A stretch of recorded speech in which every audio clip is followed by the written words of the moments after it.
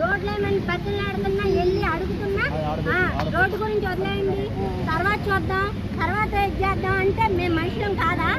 Water కాదా ఇక్కడ వాళ్ళు? వాటర్కి వెళ్ళాలంటే 2 కిలోమీటర్ల లోపలికి బురదలో పడుకుంటా లేసుకుంటా వెళ్ళాల్సి వస్తుంది. వికలాంగులు ఉన్నారు, వాళ్ళైతే వాటర్ కూడా ఇది లేక బోర్ వాటర్ తాగుతున్నారు. మా పరిస్థితి ఎవరో ఆలోచించరా? బోర్ వాటర్ కూడా ఉప్పు నీళ్లు చక్కగా ఉంటే అసలు నీళ్ళు తాగలేము. ఇవ్వబట్టే కదా అక్కడ కట్టుకున్నాం, కట్టుకోకపోతే లాగేసుకుంటామన్నారు. లాగేసుకుంటామని బెదిరిస్తేనే మేము కట్టుకున్నాం. లక్షలు అప్పులు చేసి ప్రజలు తప్ప ఏంటిది?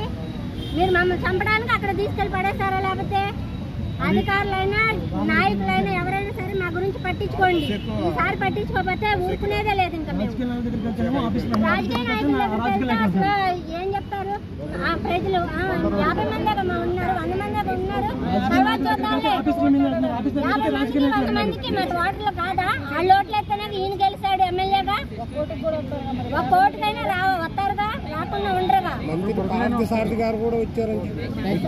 హౌసింగ్ మినిస్టర్ కూడా ఇక్కడికి వచ్చారు, వచ్చి అడిగారు. అడిగినప్పుడు ఏం చెప్తా, ఏమండి ఇలా చేస్తాండి, వారంలో వేసేస్తారమ్మా మీకు రోడ్లు అన్నాడు. 1.5 సంవత్సరం అయింది ఆయన వచ్చేది. మన ఎమ్మెల్యే లేదు. మా కాలనీ అంటే